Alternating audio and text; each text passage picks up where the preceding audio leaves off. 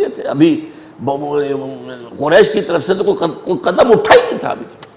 اسی طرح مولانا فراہی، اب یہ بھی نوٹ کر لیجیے، میں خود اپنے سورسز جو ہے قرآن مجید کے فہم کے ان میں شمار کرتا ہوں ان کو، فراہی اصلاحی، ابو الکلام ابو العالیٰ، ڈاکٹر اقبال ڈاکٹر رفیع الدین، شیخ الہند مولانا محمود حسن، شیخ الاسلام شبیر احمد عثمانی، یہ چار میں کہتا ہوں کہ ایک حوض ہے، حوض کے اندر 4 پائپوں سے پانی آ رہا ہے، حوض ہے وہ حوض ہے جس میں جمع ہوا ہے، لیکن یہ کہ میں کسی شخص کے ساتھ ایسا نتھی نہیں ہوں، ایسی عقیدت میں نہیں ہوں کہ اس کی غلط بات کو بھی صحیح کہوں۔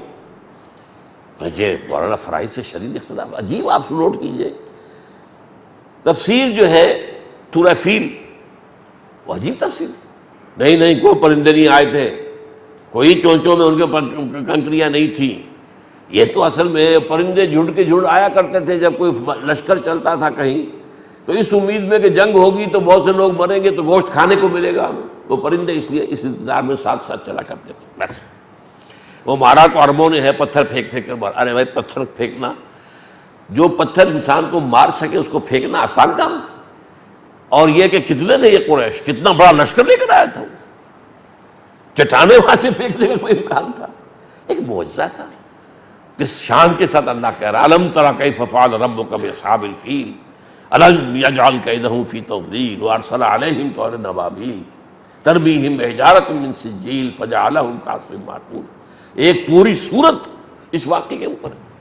اب یہ کہہ رہی ہے یہ تو پرندے ایسے ہی آئے تھے کہ اس امید میں کہ چونکہ مارکا ہوگا تو بہت سی لاشیں گریں گی نا، تو پھر وہ گوشت ہمیں کھانے کو ملے گا۔ انا للہ و انا الیہ۔ بہرحال یہ وہ لوگ ہیں کہ جو عارضی طور پر متاثر ہوئے یا جزوی طور، بعض لوگ جزوی طور پر بہت آخری وقت تک قائم رہے۔ مولانا اصلاحی صاحب بھی رفع مسیح نزول مسیح کے قائل نہیں تھے، یہی سر سید کا فکر۔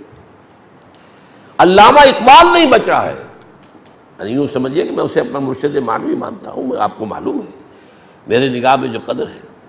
یہ جو انہوں نے لکھ دیا یہ سب جو مہدی اور یہ عیسیٰ کا آنا، یہ سب جو ہے یہ مجوسیوں کی روایات ہے جو اسلام میں آ گئی۔ لا حول ولا قوت، اقبال نے کہا ہے یہ سب جو ہے مجوسیوں کی روایات ہے جو اسلام میں داخل کر دی گئی ہے۔ متاثر ہو، یہ سارا فکر اصل میں آپ سمجھ لیں، اصل میں اس دور کا جو روب تھا اس کو میں اور آپ محسوس نہیں کر سکتے۔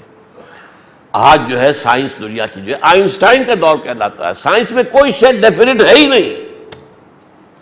پہلے تو یہ تھا میٹر از انڈسٹرکٹیبل، میٹر ختم ہو ہی نہیں سکتا، میٹر جو انرجی میں تحلیل ہو جاتا ہے ختم، میٹر صاحب کہاں رہ گئے، کہیں بھی نہیں رہے۔ ریلیٹیوٹی جو ہے اس کا فلسفہ آئنسٹائن کا، تو ہمارے لیے تو آسان ہے بہت معاملہ۔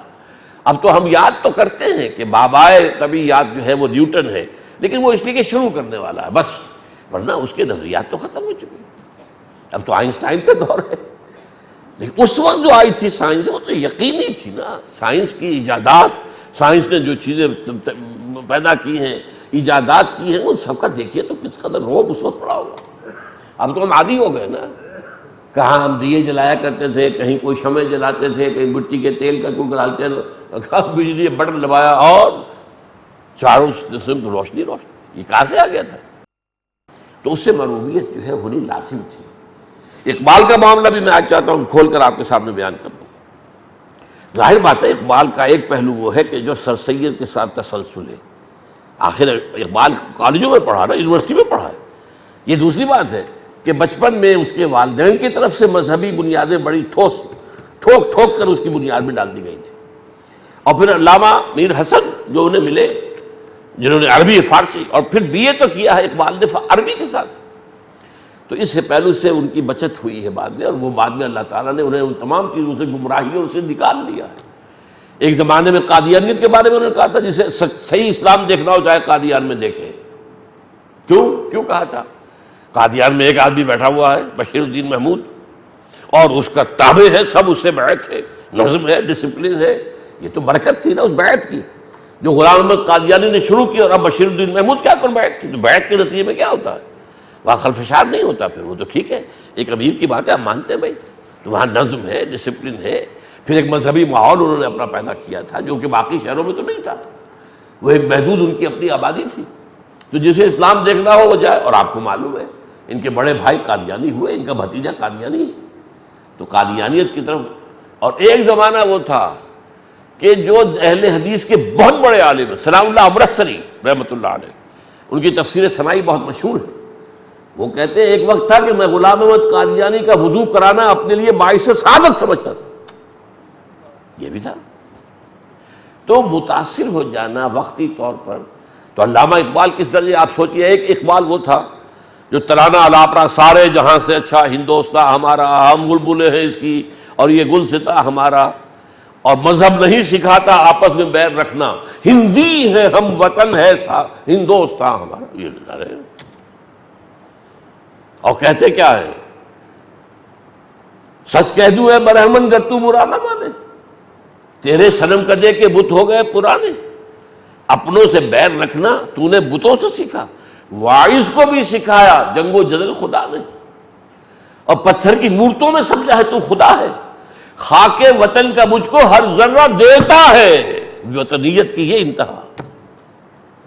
وہ اقبال ہے جو پھر کہتا نہیں مسلمان علیحدہ قوم ہے، یہ ایک وطن میں نہیں ہے. وطن تو اسلام کے لیے گویا کہ مقبرہ ہے، یا وطن تو اس دور کا جو سب سے بڑا معبود ہے. اس دور میں اور ہے جام اور ہے جم اور، ساقی نے بنا کی روش لطف و ستم اور مسلم نے بھی تعمیر کیا اپنا حرم، اور تہذیب کے آزر نے ترشوائے صنم، اور ان تازہ خداؤں میں بڑا سب سے وطن ہے، جو پیرہن اس کا ہے وہ مذہب کا کفن ہے. یہ وہ اقبال کہہ رہا ہے. بہرحال تو میں نے آپ کو بتا دیا کہ یہ پس منظر تھا جس میں کہ یہ رفع مسیح اور نزول مسیح کا عقیدہ جو ہے وہ پھیل گیا ہے. نص قرآنی کیا ہے حضرت مسیح کے نزول پر؟ ولما ضرب ابن مریم مثلا، جب بھی قرآن میں ابن مریم یعنی عیسیٰ کا تذکرہ ہوتا ہے، اذا قومک منہ یصدون، تو اے نبی آپ کی قوم کے لوگ، یہ قرشی جو ہیں، یہ مکے والے، اس شور میں چلنا شروع کر دیتے، چلاتے، ہوٹنگ کرتے. وقالوا آلہتنا خیر ام ہو، وہ کہتے ہیں کہ کیا ہمارے الہ جو ہے معبود جنہیں ہم نے بنایا وہ بہتر ہے یا یہ بہتر ہے، مسیح بہتر ہے. مسیح تو چلو بن باپ کے پیدا ہوا تھا، تو ایک عورت کے بطن سے، ٹھیک، ہم جنہیں مانتے ہیں وہ تو فرشتے ہیں، وہ تو کہتے ہیں نہ باپ نہ ماں، وہ تو براہ راست اللہ کے حکم سے پیدا ہوئے اور نور سے پیدا ہوئے، سراپا نور. یہ چنانچہ یہ روایت موجود ہے ہمارے مسلم شریف میں حضرت عائشہ سے، خلق اللہ الملائکۃ من النور، نور سے پیدا کیے، جن نار سے پیدا کیے، انسان مٹی سے پیدا کیے. یہ 3 درجے ہیں، یہ میرا ایک علیحدہ موضوع ہے. فرمایا وہ کہنے لگتے کہ ہمارے معبود اچھے ہیں اس سے تو. اور دوسرا یہ وہ اصل میں الزام لگاتے تھے کہ قرآن میں تم اتنا ذکر جو کرتے ہو، اتنا تو ذکر جو ہے وہ موسیٰ کا ہوتا ہے، اتنا ذکر ہوتا ہے عیسیٰ کا، اور عیسیٰ کی وہ شان اور وہ مقام، تو گویا کہ تم عیسائیت کی طرف ہمیں لے کر جا رہے ہو. اور یہ جو قریش تھے مکے کے، ان کا عیسائیوں سے اس وقت ان کے دل میں بڑی دشمنی تھی. ابرہہ جو آیا تھا ڈھانے کے لیے بیت اللہ کو، وہ کون تھا؟ عیسائی تھا. اس نے جو ہے صنعاء کے اندر ایک جو ہے بنایا تھا بہت بڑا گرجا. وہ چاہتا تھا کہ عرب کے لوگ یہاں آیا کریں، یہ حج کریں، یہ گرجا کا حج کریں. ایک عرب گیا وہاں پر، غصے میں جا کر وہاں پر غلاظت کر کے آ گیا، اور ان کے لیے تو سمجھیے کہ ایک قیامت آ گئی گرجا کے اندر. اب اس نے جو ہے چونکہ وہ تابع تھا، جو رومن امپائر تھی اس نے ان سے مدد لی. بڑا لشکر لے کر، ہاتھی لے کر آیا تھا، میں خانہ کعبہ گرا دوں گا. وہ تو جو کچھ کیا اللہ نے اس کا آج ذکر میں کر چکا ہوں، الم تر کیف فعل ربک باصحاب الفیل. تو بہرحال اس حوالے سے یہ وہ لوگ چھوڑ مچاتے تھے کہ یہ شخص جو ہے یہ ہمیں صابی بنانا چاہتا ہے، شاید یہ شاید ہمیں عیسائی بنانا چاہتا ہے، یہ شاید ہمیں یہودی بنانا چاہتا ہے. تو جب بھی عیسیٰ کا ذکر ہوتا ہے وہ تو فوٹنگ کرتے ہیں، چیختے چلاتے ہیں، ما ضربوہ لک الا جدلا. یہ جو باتیں یہ بیان کرتے ہیں آپ کے لیے صرف آپ سے جھگڑے کے لیے. بل ہم قوم خصمون، بلکہ یہ ہے ہی جھگڑالو، قوم لدہ جسے کہا گیا قرآن، قوم لدہ، جھگڑالی قوم، ماننے والی نہیں، اکڑ. عام تو بس قوم لدہ کی سب سے بڑی مثال ابو جہل ہے.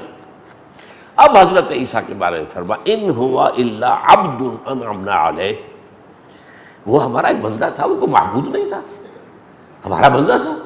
ان ہوا الا عبد انعمنا علیہ، اس پر ہم نے خاص انعامات کیے. وَجَعَلْنَاهُ مَثَلًا لِبَنِي اسرائیل